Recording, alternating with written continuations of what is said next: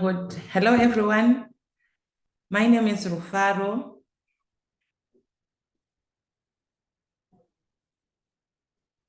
Sorry. Hello, is that the Spanish channel? All right, I'll proceed. Hello, everyone. Welcome to this webinar, a series of webinars that is brought to you by Action Aid. My name is Rufaro Marilyn Mafera. I'm with Action Aid as the Program Quality Research, Innovation and Impact Advisor, co-facilitating this session with Daniela. Daniela, I invite you to introduce yourself.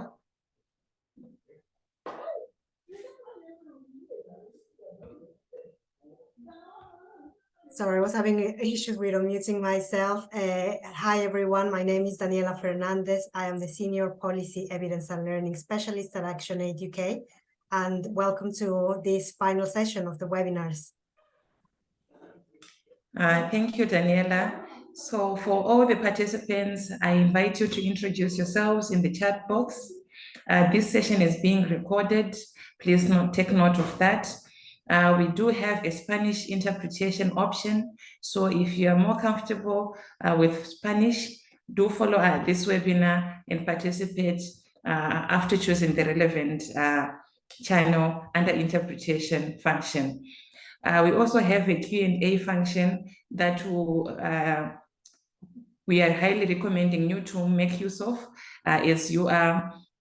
as the discussions are proceeding. We have addressed all the questions towards the end of the session. This webinar will run for the next 1.5 hours, which is 90 minutes. This one is focusing on the changes that have been brought by feminist research across the Action Aid Federation, as well as through our partners. In the past 2 days, we did have sessions that firstly focused on the politics and power of feminist research. Then secondly, it was feminist research and practice, where we looked at the methodologies, safeguarding and well-being as well during feminist research processes.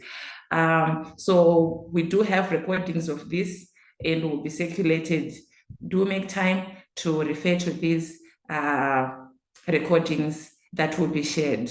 As for the agenda of the day, next 90 minutes, we'll introduce our panelists that we have 4 of them for the day. Then an overview on the feminist research guidelines for Action Aid. Then the panelists will move on to have the discussion led by our panelists. And lastly, a question and answer session where all the questions that you may have will be addressed. So welcome to this webinar. Enjoy and feel free to ask any questions. And thanks for our panelists for making time to be with us. Over to you, Daniela, to introduce our panelists. Thank you so much, Rufaro. And thank you to our panelists today, Aisha Wabasek, Jenatul Mowa, and our colleagues in ActionAid, Sabine Abiyad, and Rumbi Makoni. I'm going to read a brief summary of their experience, just only for the purpose of time, just highlighting some key aspects. But thank you for joining us this morning and this afternoon, sharing insights and experience.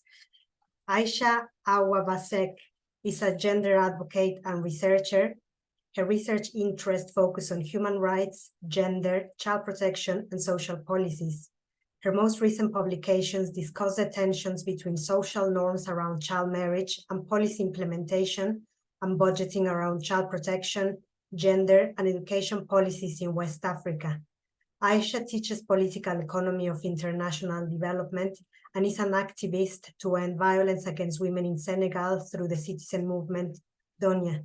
Welcome, Aisha, and thank you so much for joining this session. The second panelist is Janatul Mowa, who is a youth climate activist born in Satkhira, Bangladesh, a climate vulnerable district. She is the founder of the youth feminist organization Bindu Nari Unayan Sangatan. In 2019, she started the Sunday for Women's Climate Justice movement to ensure women's rights in a climate change context.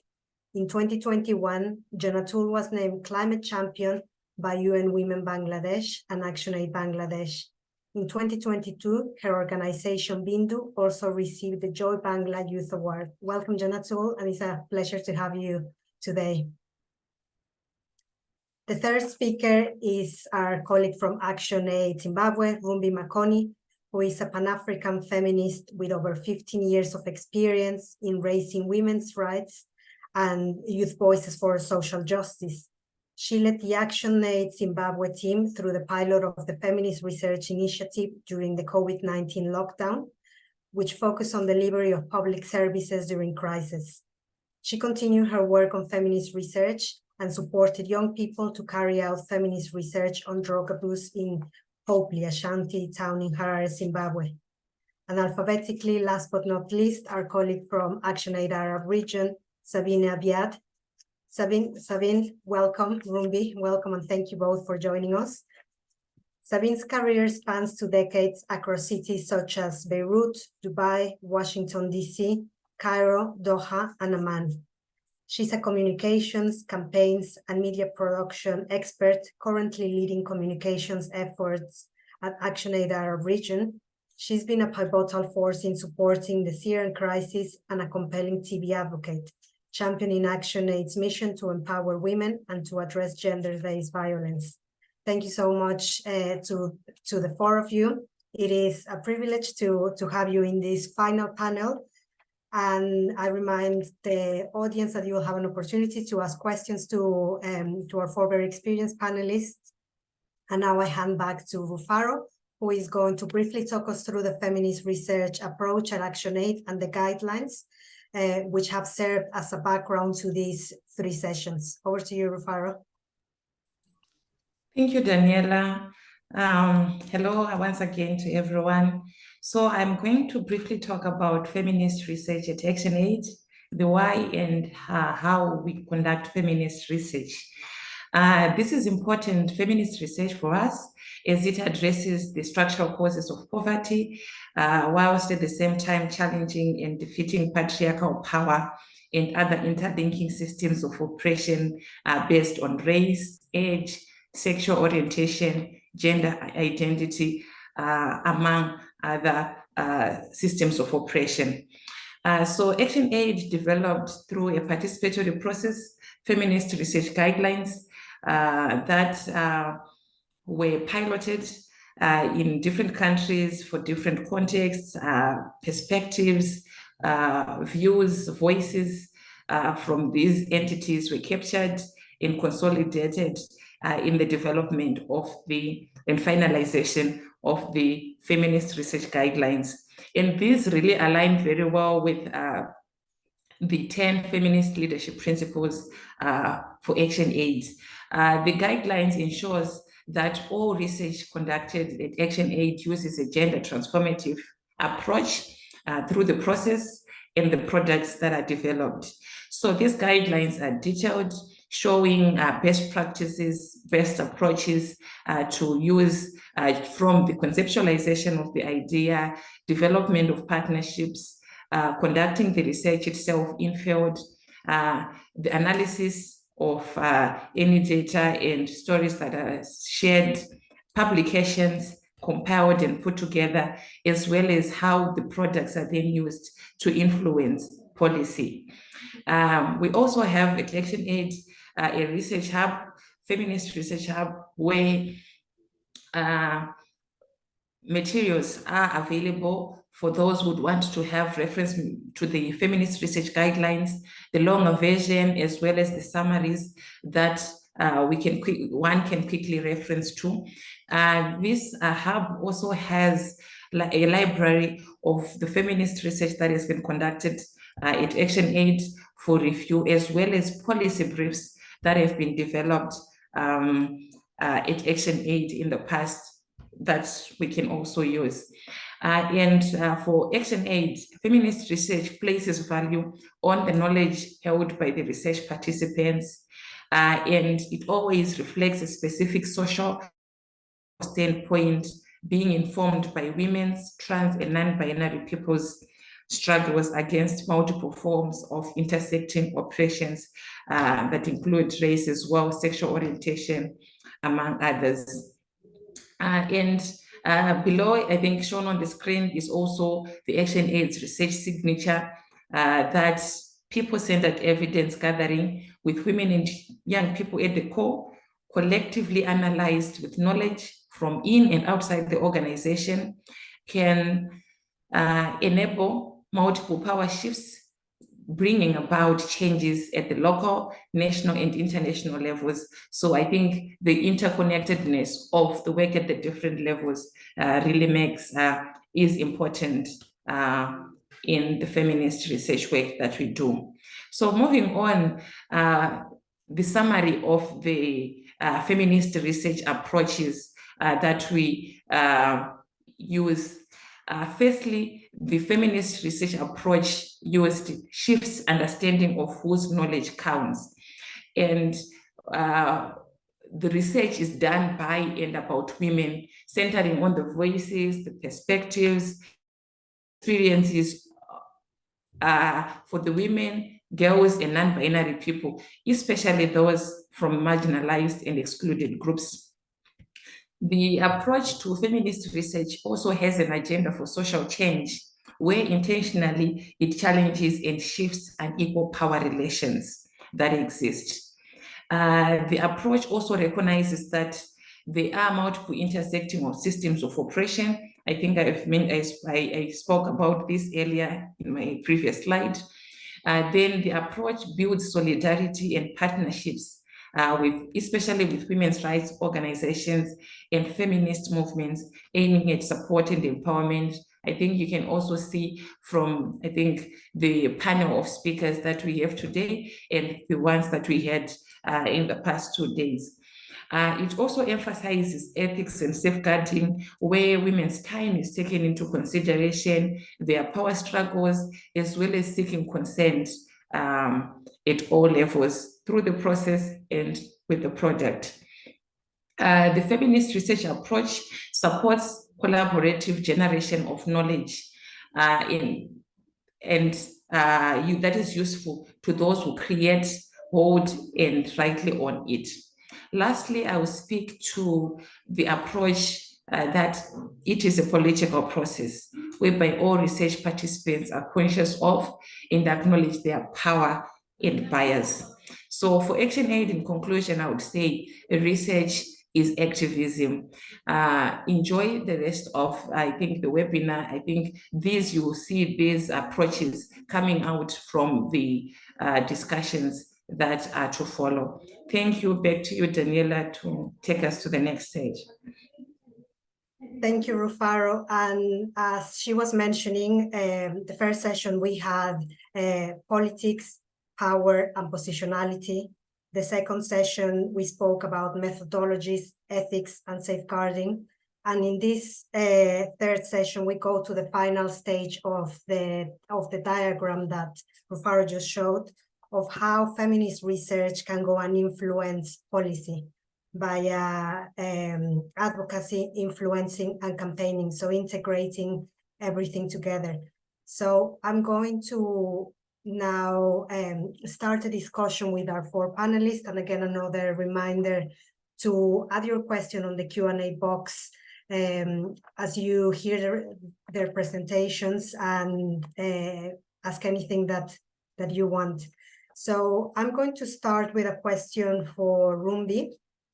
And Rumbi, how can an intersectional, anti-racist, decolonial feminist approach shift powers, shape policies, and public discourses? So in particular with campaigns, policy, and advocacy. Thank you very much, Daniela. I believe that feminist research really does put power in the hands of communities and of marginalized people. And this is because they are the center of the research. When we carry out feminist research, we are not researching on a certain demographic, but they really own that research. For example, in Zimbabwe, after being one of the 2 pilot countries to test feminist research guidelines, we have gone on to encourage our project participants to carry out research on their own. So one of those, in whatever program that we are implementing, we ask people, what gaps do you think are there? What do you need to know more of? And it's always there that everything just kind of falls into place. So I'm going to give an example of a feminist research that was done by young people in Hopley, a shanty town in Harare, Zimbabwe, where we are working with young people who are sex workers and are recovering drug addicts. So after a training on creative activism by ActionAid Zimbabwe, the young people identified drug and substance abuse as the biggest threat in their community. And so they thought, let's come together and do some advocacy actions so that we stop this social ill. And, you know, they came together, they had an activity, a mass mobilization activity in the form of a roadshow. But during that roadshow, so many questions started popping up because, you know, you get to speak to community members, you also get to speak to the policymakers and the community leaders. And when they were now doing a post-mortem of that activity, they realized they didn't have enough information at their fingertips. And so they needed to research more and inquire more on the issue. And that is when they actually sparked the issue of let's carry out a research. So a research team of 15 young people was formed. 9 of them were female, 6 were male. And then ActionAid just supported them in terms of the technical assistance in developing a research proposal, financial assistance where they would need financial help. All the protocols, such as the clearance letters, notifying critical stakeholders, etc., was done by the young people.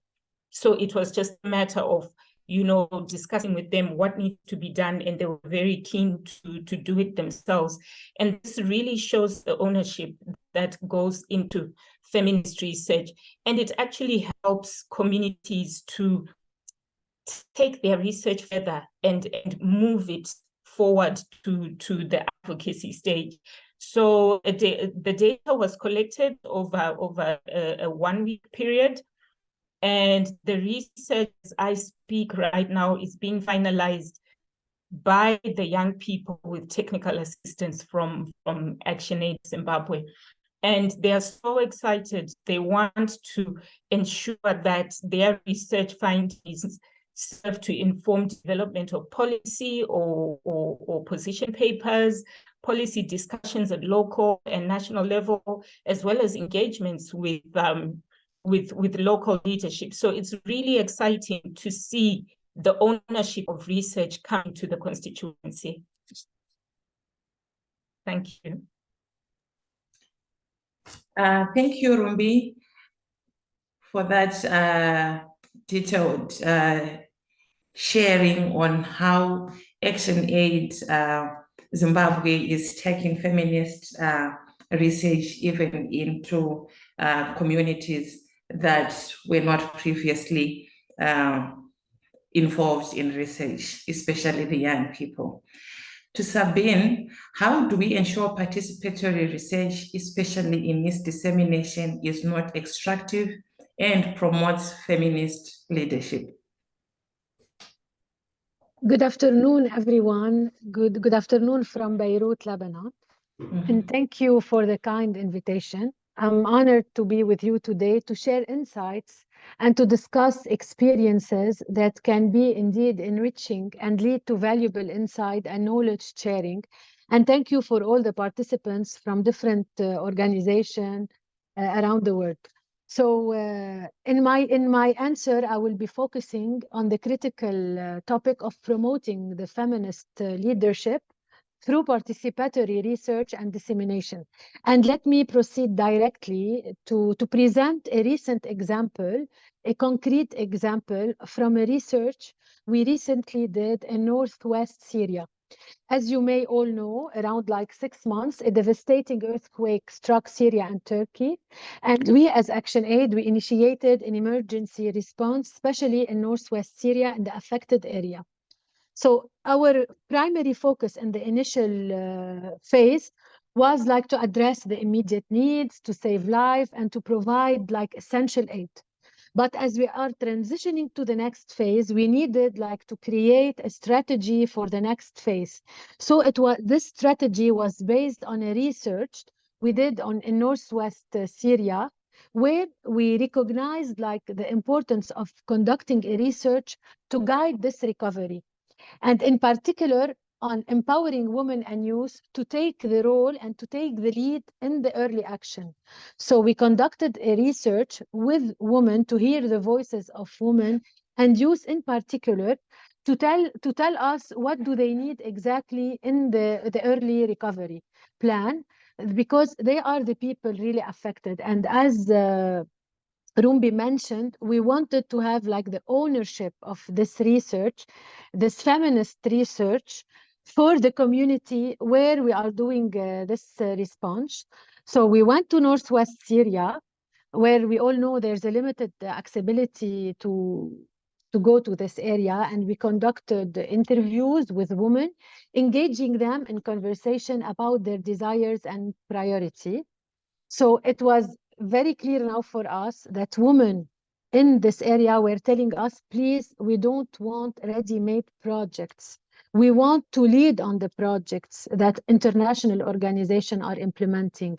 We are not only victims of the earthquake or of the protracted crisis happening in Syria for more than 12 years.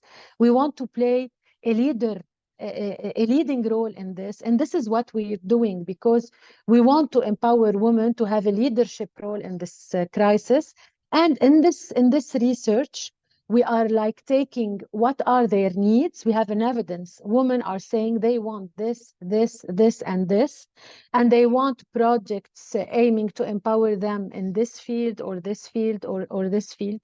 And there's something I keep remembering. One lady told me, please don't give me a fish to eat. Give me the tools and teach me how to catch the fish.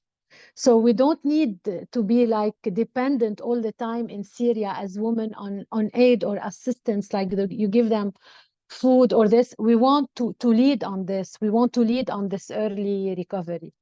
And as we may know in our feminist research and ActionAid, also we should have like so women should be involved. So as a researcher, women were involved. The one who wrote the policy was a woman. We were also a group of 2 women who went into Syria to do a big conference to discuss the key findings and this research and to validate it with the community in Northwest Syria and to have more discussion on the table on what is needed. So for me, I think this is a clear example of feminist research conducted by ActionAid, let's say here in emergency area.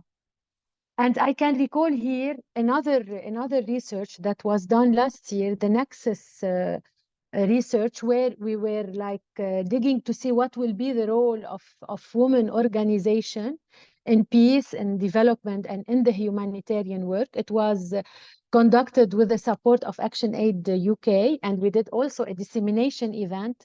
And the dissemination was localized. It was in the Arabic language, so it's more accessible to the community, so the community can hear about our findings in the research and they can validate it. And we are applying what we found in this research in the second phase in Syria.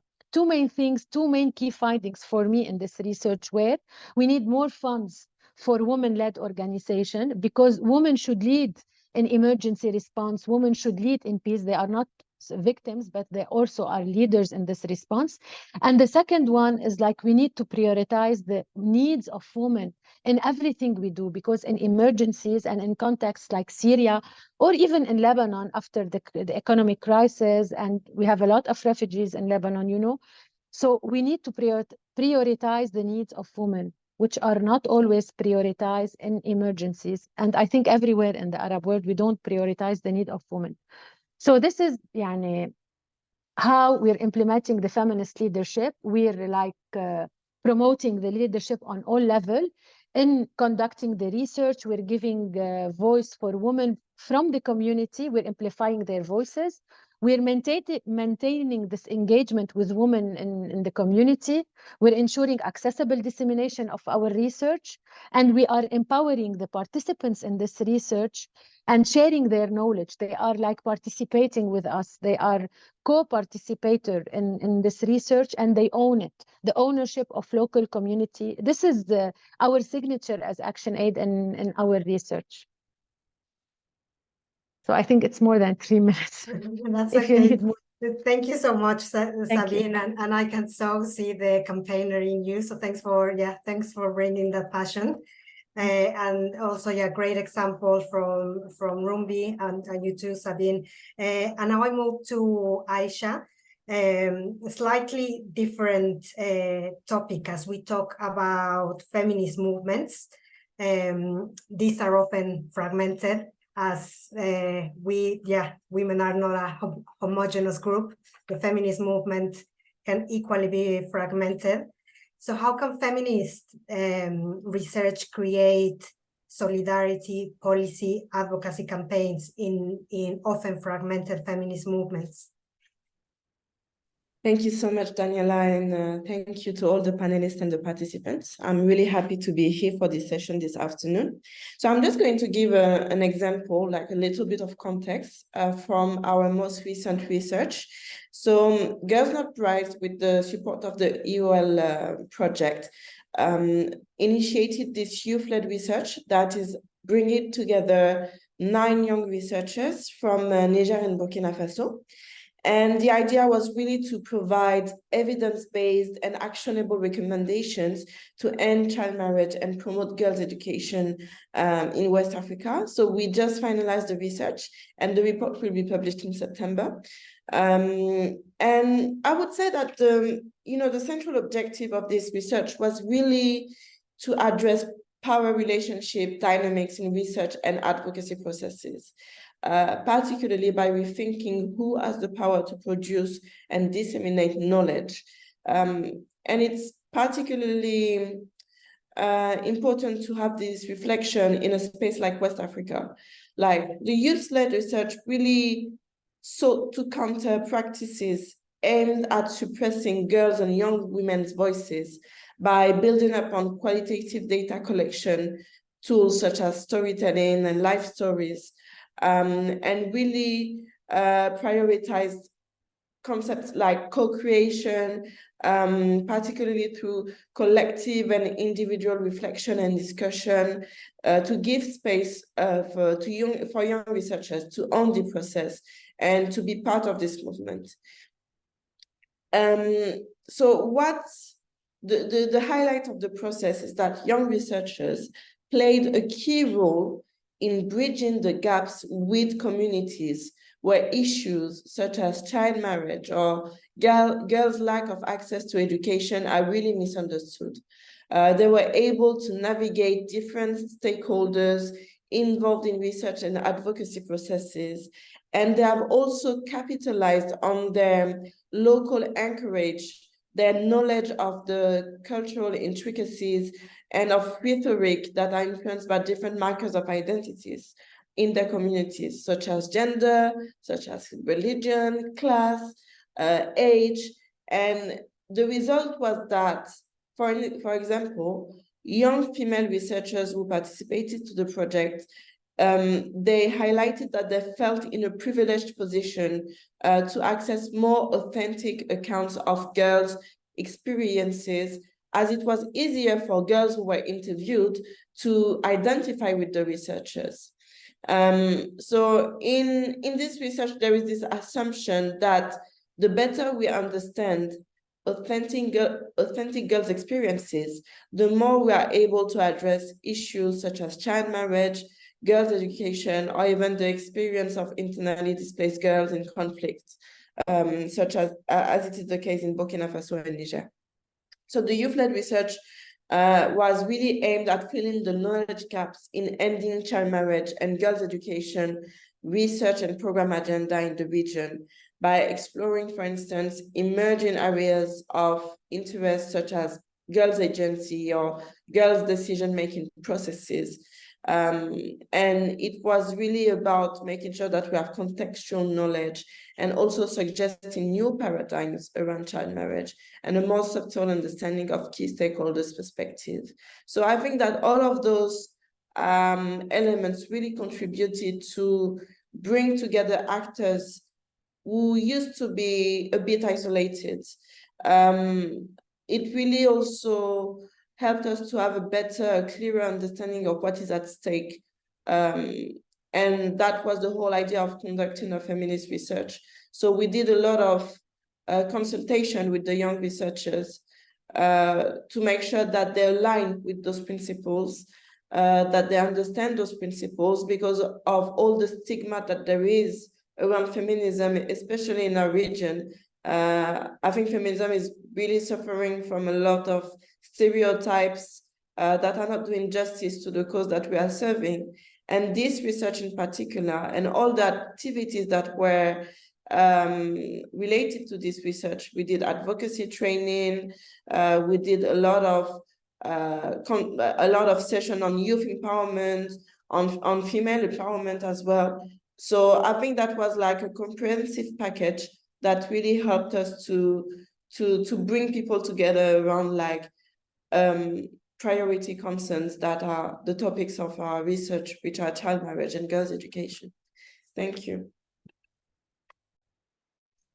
Thank you, Aisha, I think, for sharing that on the youth-led research work that has been done.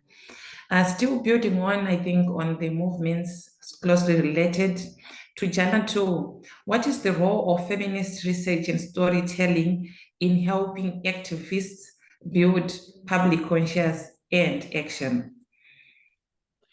Thank you so much, and I'm so glad that you give me the opportunity, and in another country context I can share our experiences and our voices. So again, thank you so much.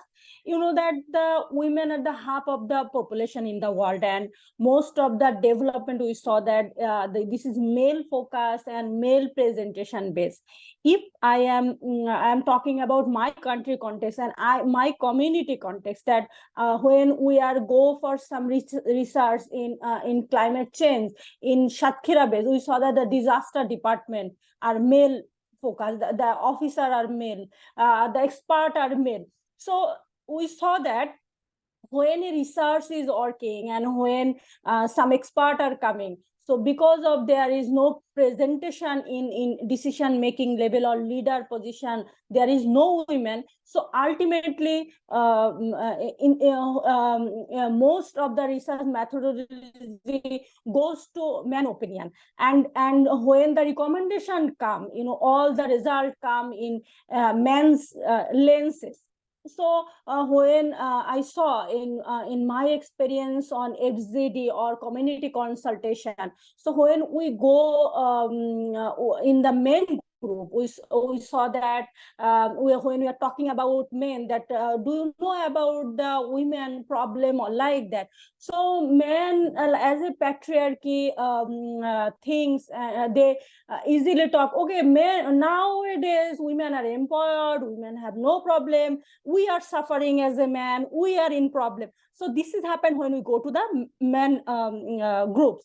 Again, when we are join the men and women mixed group, we saw that same thing happened. Women are feel uncomfortable to share their problems and their stories in front of men. So these types of the group discussion not working. And again, when we are go to the community only alone, we talk with our women participants, they are free, feel comfortable and share their working. So this is we saw that how the feminist research play a good and vital role in our community, and how the problem is come out and also the solution. And one thing that storytelling is a powerful method. When we go to our community directly, we cannot talk about the question. First, we are talking about our stories. That do you know that these types of problem happened with Jannatul or Nazma or someone. So do you think that this is the real story? So do you know about that? So then the women realize, okay, yeah, this is the same story in my community, and this is also that my story also. So that time we saw that how the women feel comfortable in those areas and talking about them. And one thing that as a climate activist and as when we are go for our movement, we saw that how much storytellings attack people, and we can got people attention on storytelling, and people really want to know the evidence-based stories and the picture. So it really helped activists to go in depth on their movement, to using storytelling in our working action. It is in my experience, I realized that how much storytelling is useful for us. Thank you. Thank you so much, Jannatul. And that reminded me of what Sabine started saying, that, yeah, we don't want ready-made projects. The same that we want to tell our own stories. Stories inspire our own research. Stories bring us together. So the next question is again for Rumbi. Rumbi, how have you linked feminist research and activism? So building from what Jannatul was saying, the link between feminist research and activism in shaping and leading solutions for social, economic, cultural, and political change. Thank you, Daniela. So in Zimbabwe, we actually have a case where feminist research actually led to activism and policy change and public service delivery. As we were doing our pilot study, our pilot feminist research, we were looking at service delivery in rural Zimbabwe during the COVID-19 crisis. And happy to say that upon having their results and their data and their lived realities, the women who were part of this research managed to lobby and advocate for better health service delivery. In one of our local rights programs, the women managed to advocate for a clinic that is closer to them. And as we speak today, that clinic has been built. So for me, it shows a lot of potential, because if somebody is part of the information gathering, the evidence gathering, it's easier for them to then move forward with the advocacy actions. Coming back to our case of the young people in Hopley, Harare, they actually have endeavors to develop policy papers, like I told you before. They're in the process of engaging their local leadership. We recently had elections in Zimbabwe, and at the moment, they're just waiting for their MPs and councillors to settle in. But already they're making that sort of inquiries with the parliamentary offices to say we need to meet our MP, we need to discuss these things with them. So for me, I think it is a very empowering tool, and I've seen that it is a very empowering tool in terms of ensuring that research moves a step forward, a step further in advocating for better services and better policies.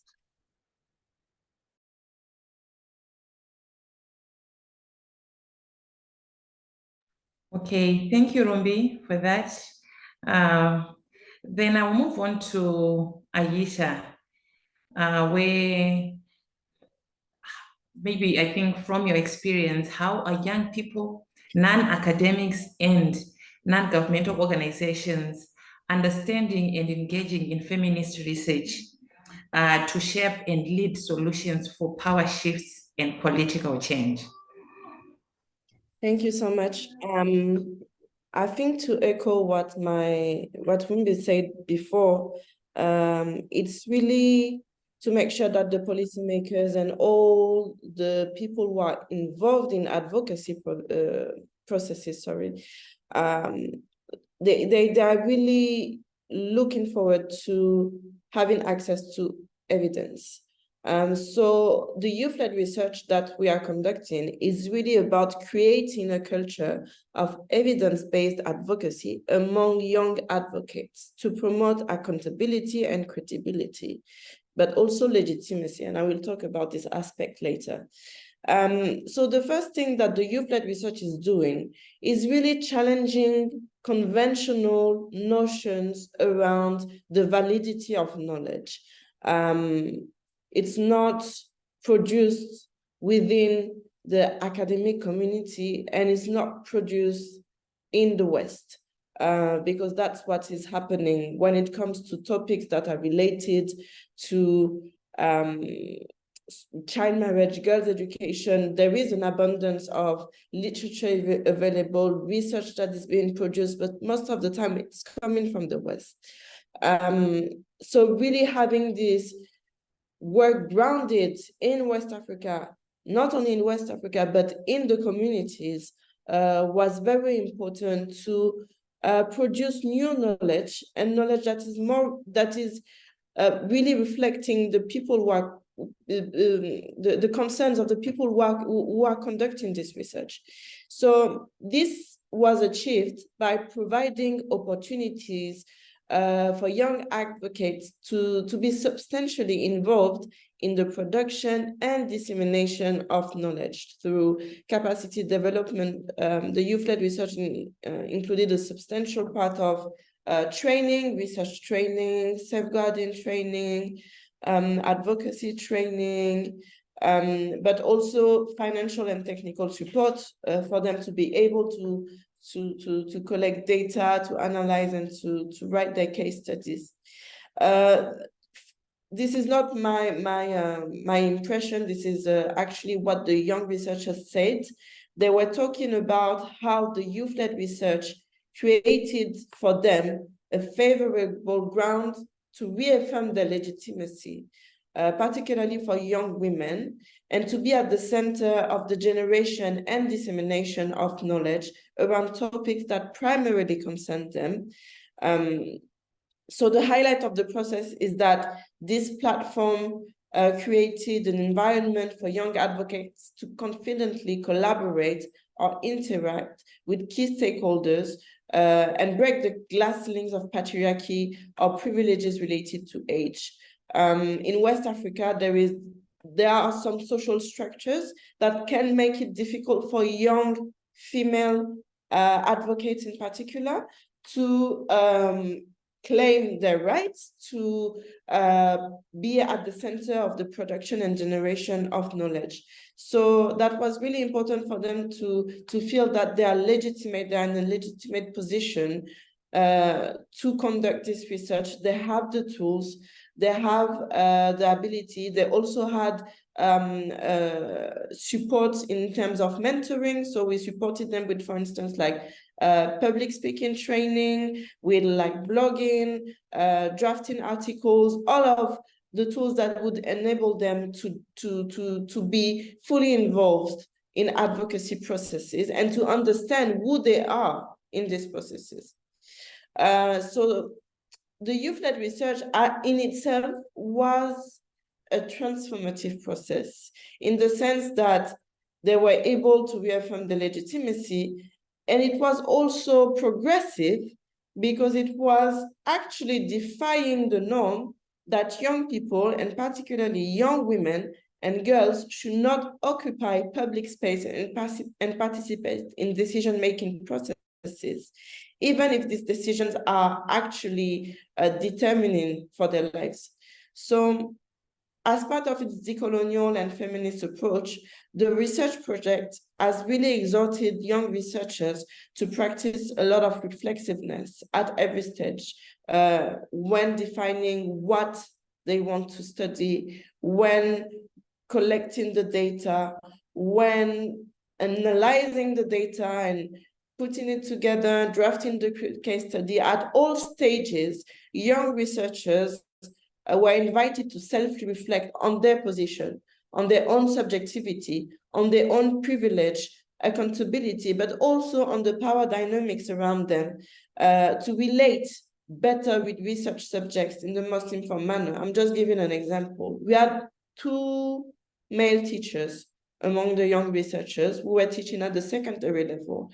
And they had to understand their role and who they are in this process, not only in the process of research, but in the process of how can they support girls to stay at school, and understanding that because they are male, they might be perceived as a position of authority, and because they are a teacher, they might be perceived as a position of authority. So there was all this reflection that was being conducted all throughout the process, and I think that will carry on even after the research is done, even after the advocacy efforts are being conducted. So that was really it, and making sure that the young researchers are have the credibility that they deserve.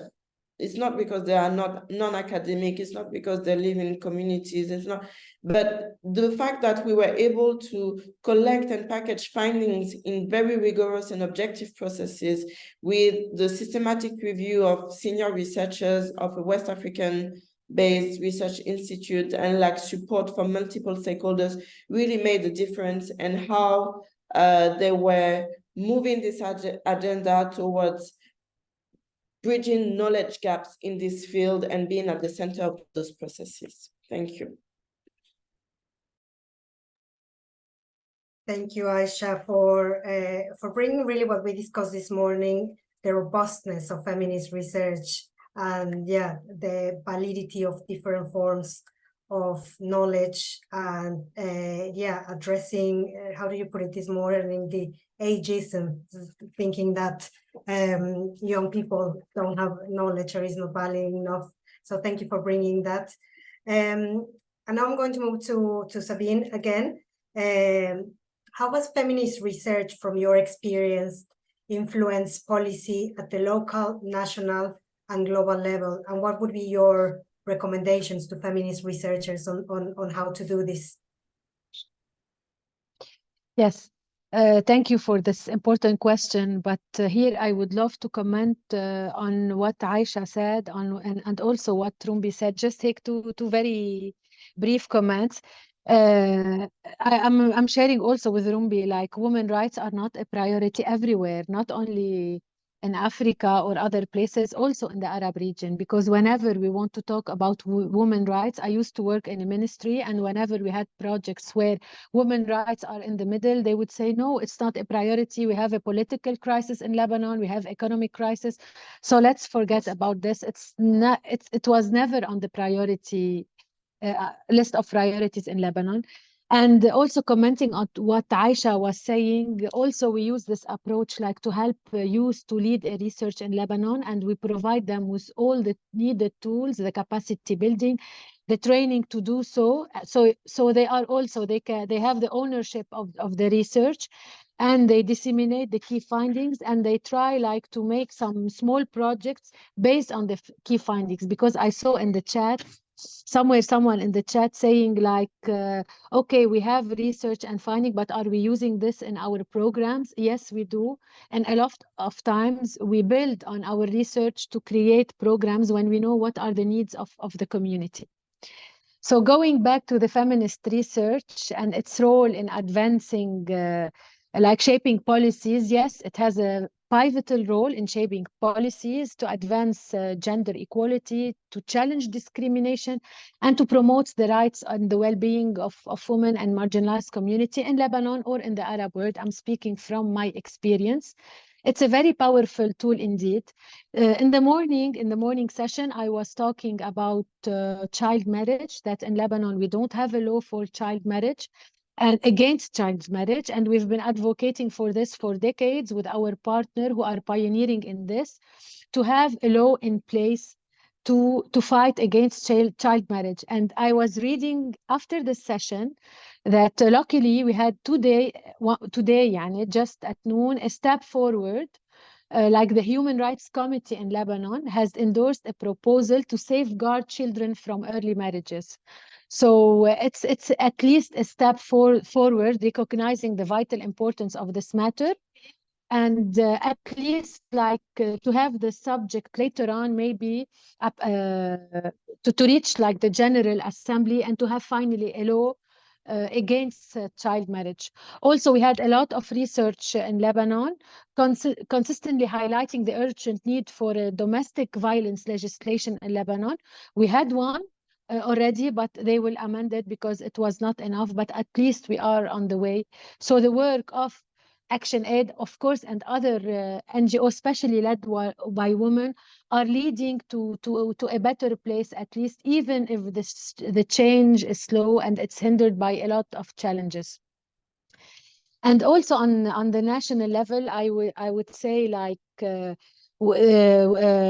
women-led organization and other organizations like are trying to have national policies and programs in Lebanon to advocate for women's rights based on research done in many areas like women political participation, economic empowerment. And on the global level, we have Lebanese feminists are actively participating in forums on women's rights, and their contribution based on research and local experiences have strengthened international advocacy for gender equality and women's rights. And certainly, as I cited before, like the collaboration between local NGOs and international NGOs is also here playing a role to advance policies and put in place this in Lebanon or in the Arab world. So I can say, like in conclusion, it has like a big impact. Maybe we have some recommendation, like we need more data collection in Lebanon. And in the Arab world, there's always a lack of research and data collection. So we need more financing for real data collection and research. We need more coalition building between women-led organizations to create like, this is what we're supporting in Syria, like a network of women-led organizations to move forward. We need more public awareness. We need also like more groundwork on feminism that needs to be done so people can accept not only feminist research, but the whole idea of feminism, and like to push away the misjudgment and the misconception about this.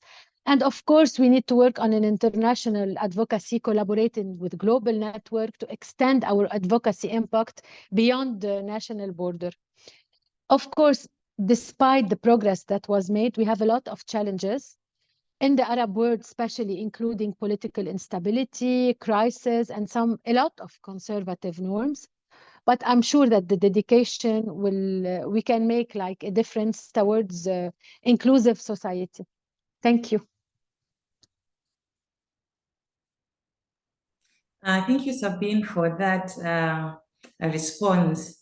Moving on to Jana too, I think Sabine had already started speaking to some of the issues, but building on to that, we understand that the political space is shrinking whilst we are pushing for feminist research and activism that are both political. So I think from your experience, what do we need to do as movements to look after each other.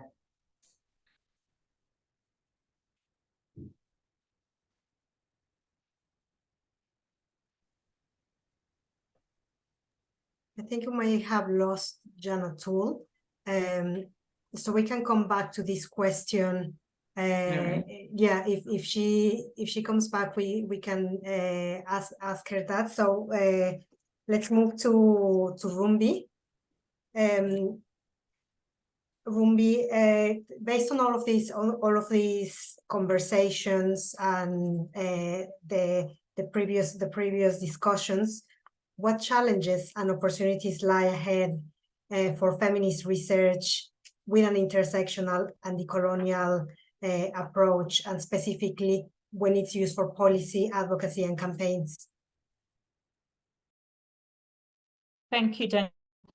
And indeed, I think we've learned a lot even from the morning session, because issues around donors accepting feminist research came up. So for me, I think that is the primary challenge that we have, that people are still really blinkered to be thinking about research in its academic sense.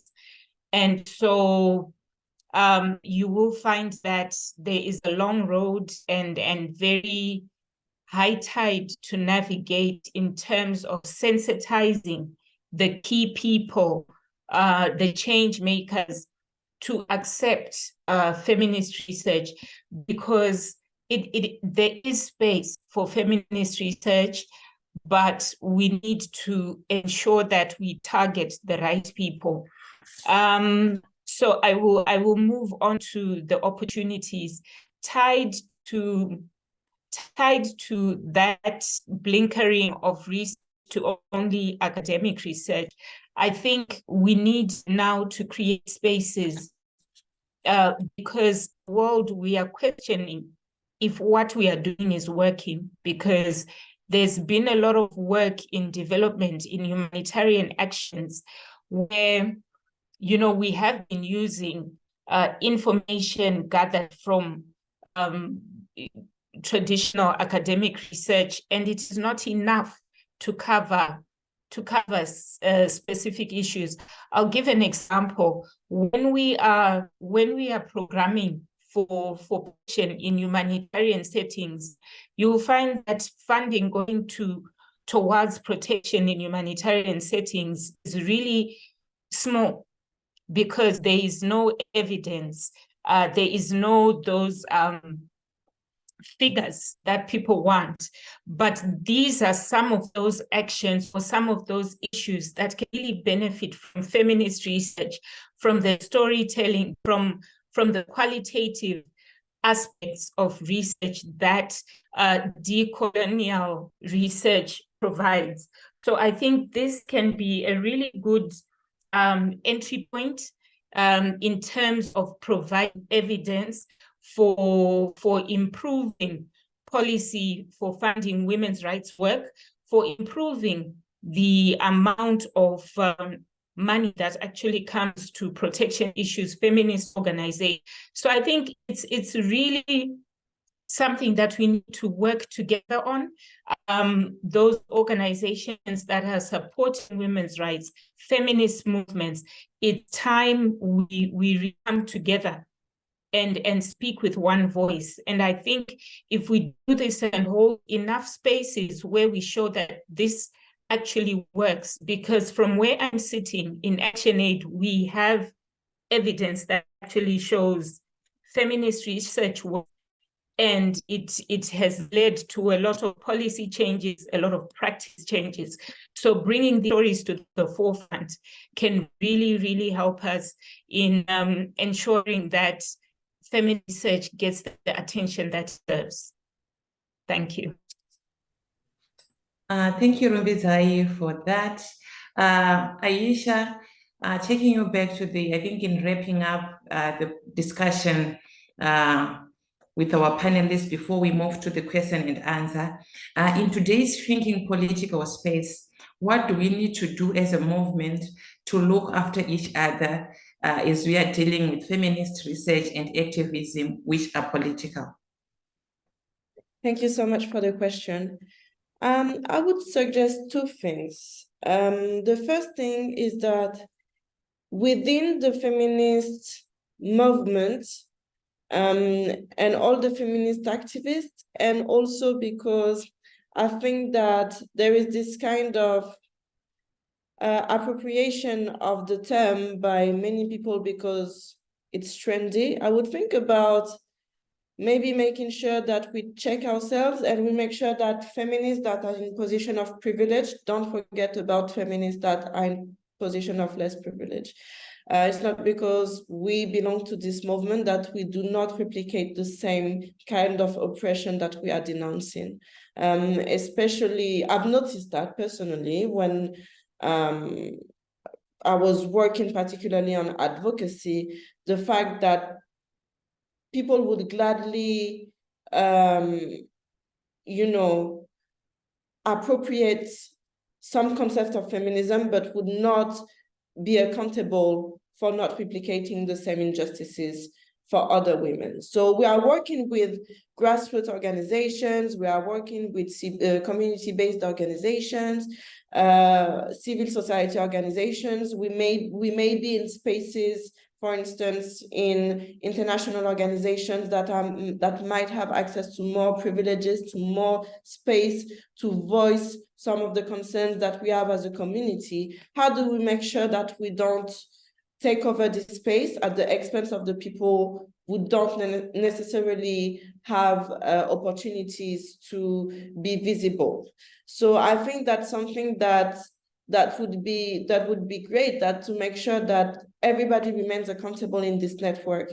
And research is an amazing way to do it, because you have to be very accurate about reporting the experiences of other persons who might be affected by other forms of oppression. So I think that feminist research is an amazing way to use maybe our privilege as researchers to make sure that we sympathize and we represent in a very fair and just manner the concerns of people who don't have that visibility. And the second thing, I would say complementarity. The complementarity would really be about,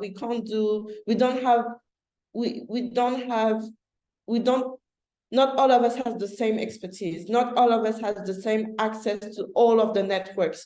How do we make sure that we truly make others benefit from this network? And how do I feel confident about the fact that my sisters in feminism would also give me access to those platforms? So I think that we need to make sure that feminism doesn't become a space of competition, but really a space of complementarity, and a space in which we make sure that we use our privileges in the best manner. Such an important reflection. Thank you so much, Aisha, and for taking on Janatul's question. Really important reflection. So on that note, I would like to give an opportunity to the panelists before we move on to the Q&A from the audience. Do you have any reflections from this morning, something that may have been asked, that you may have mentioned in the morning and didn't cover now, that would like to add now?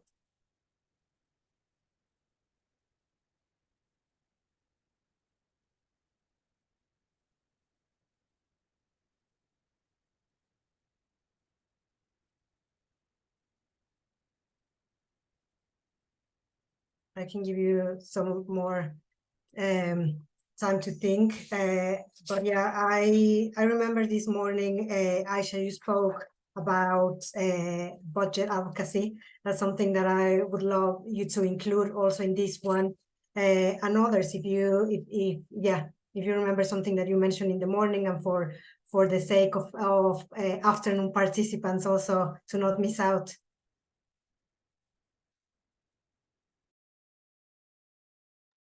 Would you like me to jump in, Daniela? Yes, please, go ahead. So yeah, another reflection is about, so I was talking about expertise, And we need to invest all of those spaces, right? We can't just limit our advocacy processes, our research interests to things that are only, for instance, I'm just saying that as an example, but social norms or whatever. Something that we have been trying to do with Girls Not Brides, and that is, to me, absolutely revolutionary, is budget advocacy.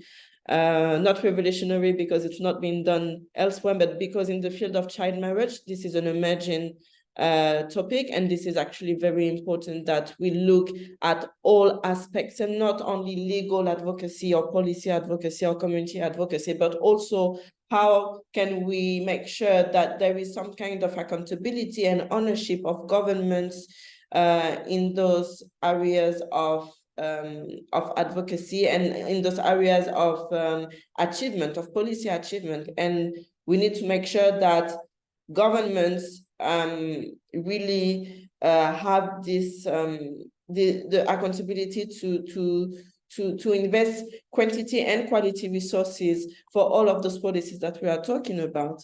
But I think on the broader reflection, things that are related to budget advocacy, for instance, is really, as we are trying to do with feminism in general, is really to make sure that we raise awareness on citizens' counterpower and ability to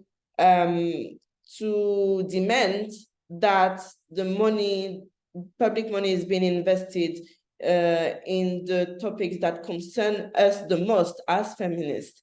I think this is not, sometimes it looks like when we ask for money, we are asking for charity, but no, that's the money that is actually, public money is actually our money. So I think that this topic should also be brought to the table.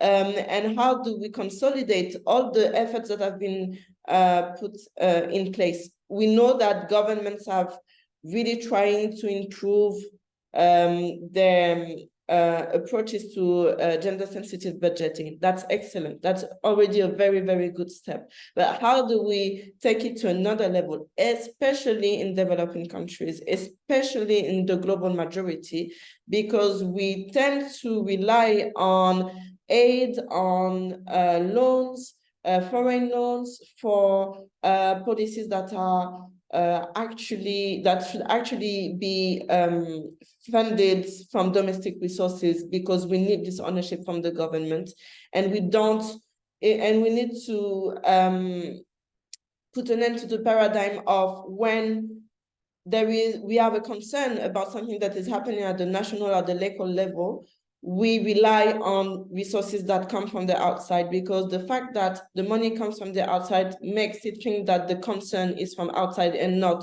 within our communities. So I think this is a reflection that we can also push, and I hope that Action Aid is doing an amazing work in this sense. Like, I'm a big fan of what Action Aid is doing in terms of taxation and domestic resource mobilization. And I think that we should start thinking about ways to combine feminism and all this reflection on domestic resource mobilization for all those politics and policies. Thank you. Thank you so much, Aisha. Yeah, and I was thinking that links to the work that Rumbi has done in the past on women's economic justice, and some of the work that some of my colleagues that are as attendees on gender responsive public services. So definitely such an important conversation. And now we're going to move to the questions from the audience. And I'm going to start with Abel's question.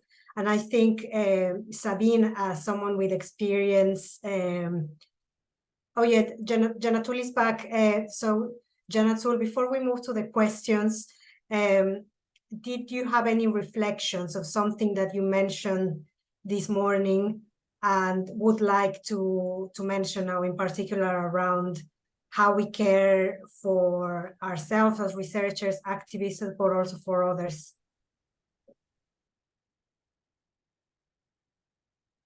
Yeah, I can hear you. Can you share the question again? Yeah. Yes. Yes.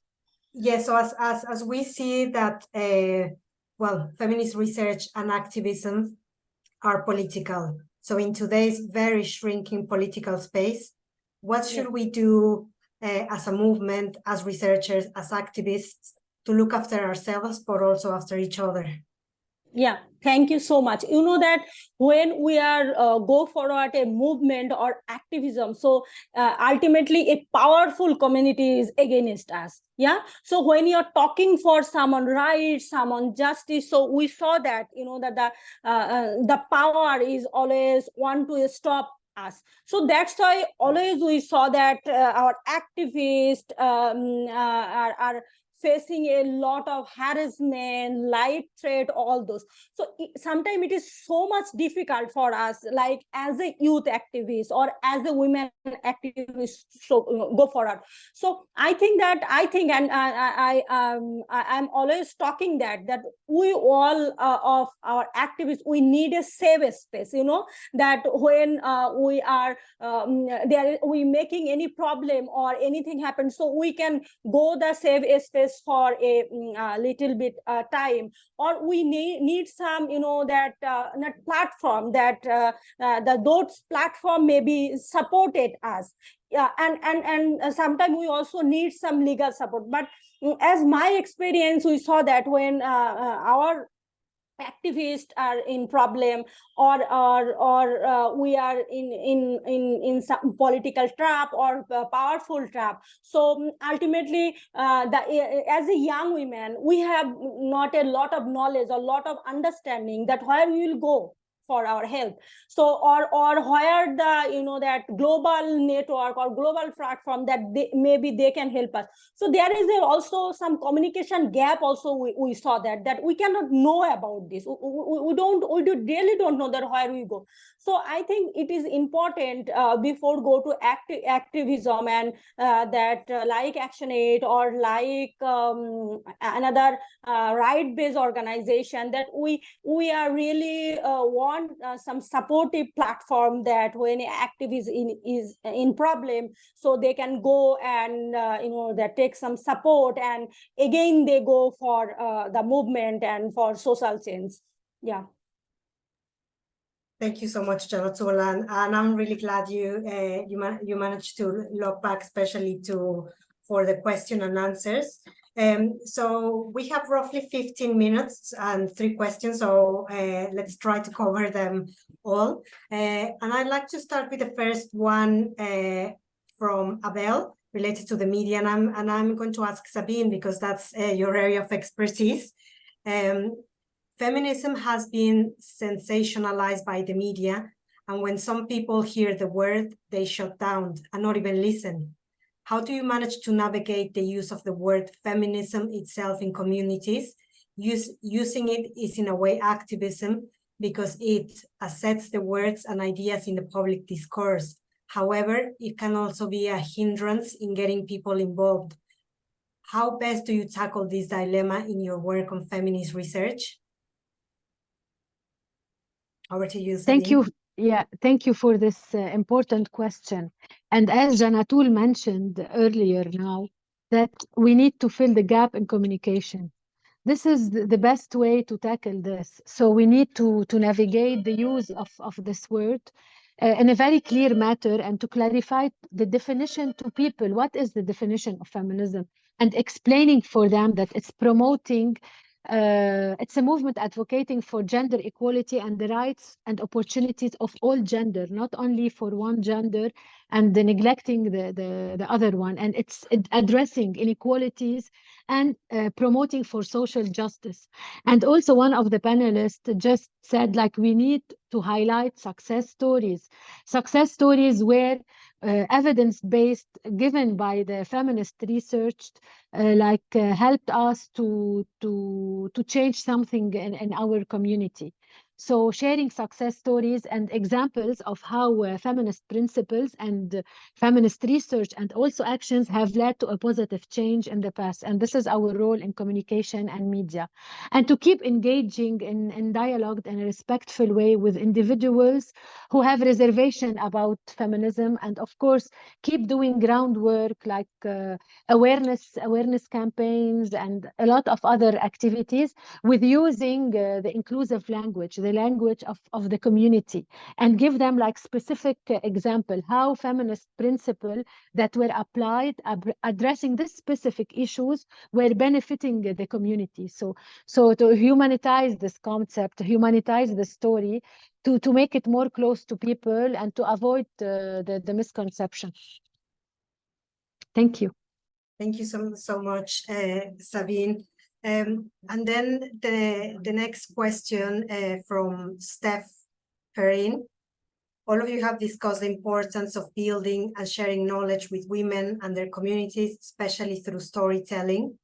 Could you please share examples of successful approaches to feminist knowledge sharing and research uptake? Who would like to answer that? To just unmute yourselves. So I'm going to repeat the question while you have a think. You all spoke about the importance of building and sharing knowledge with women and their communities, especially through storytelling. Could you please share examples of successful approaches to feminist knowledge sharing and research uptake?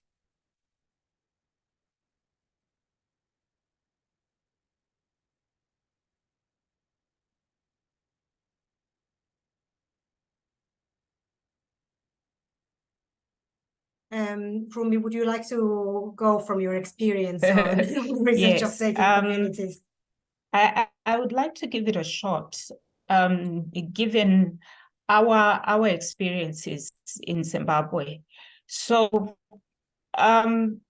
you know, when we share, the traditional way of sharing research findings is always the researchers then bring together the key stakeholders to disseminate this information. But we have empowered the women and the young people to do this themselves.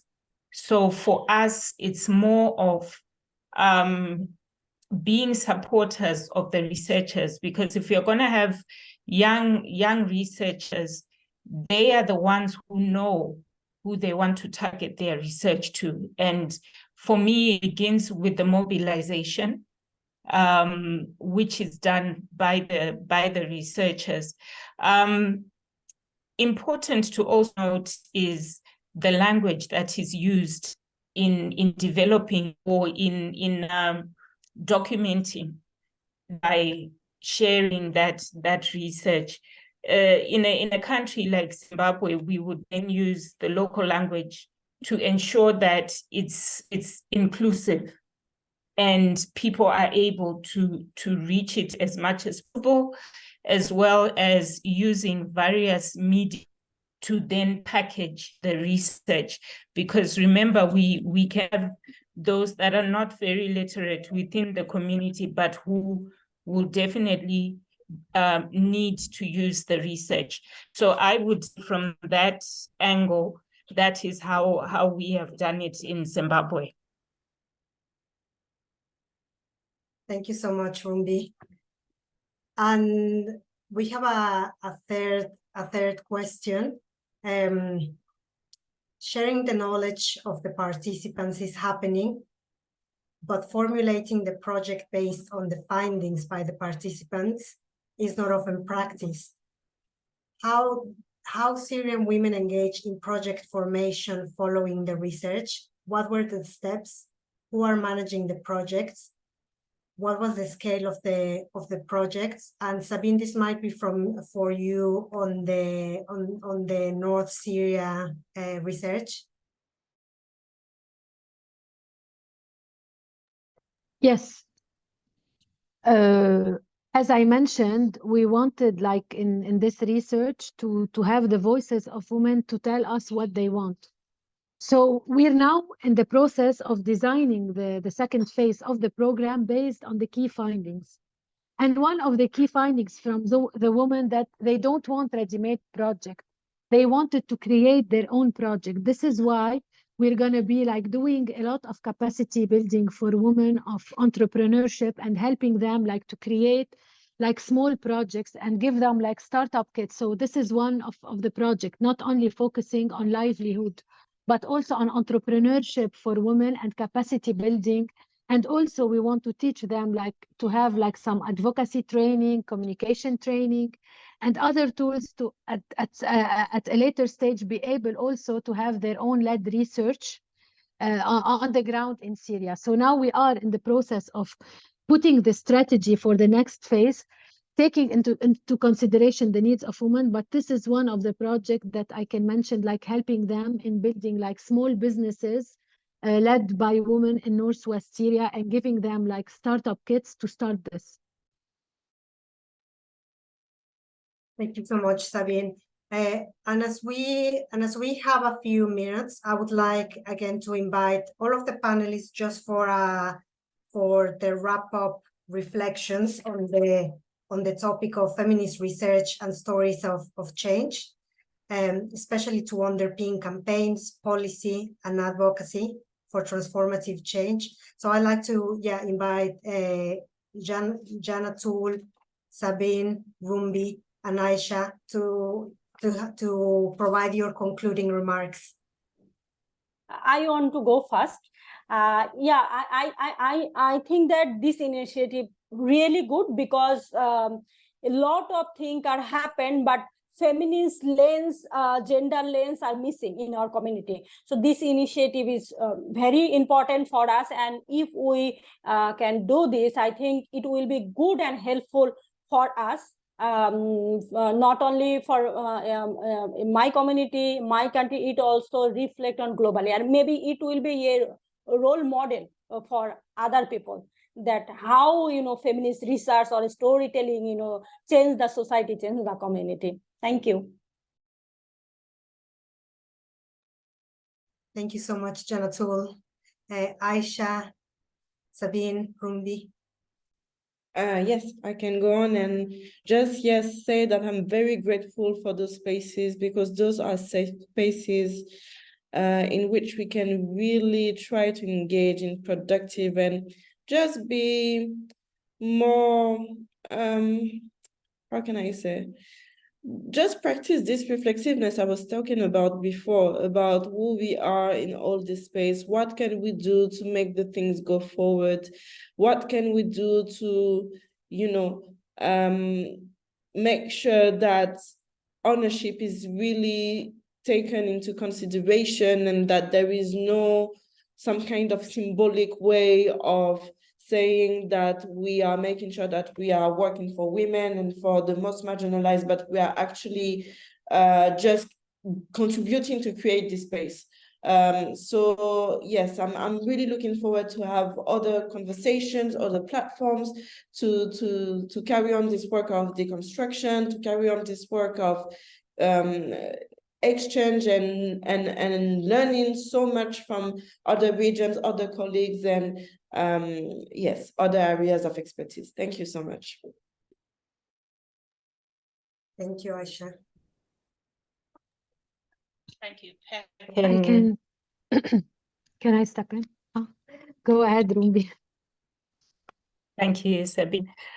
So for me, my key takeaway is that such spaces are really important in terms of solidarity and that togetherness, because I think we will all agree that we have a very big task ahead of us in terms of creating that space for feminist research in a development sector, in policy advocacy and influencing.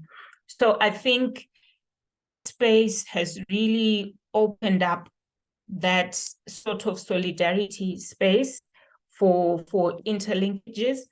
And also reiterate what Sabine was saying, that we have quite a lot of work in terms of ensuring that people really understand what feminism is about, and so that it is not sensationalized like it currently is. Hoping that we will be able to carry forward these ideas and carry forward the collaborations that can actually start from meetings such as these ones. Thank you.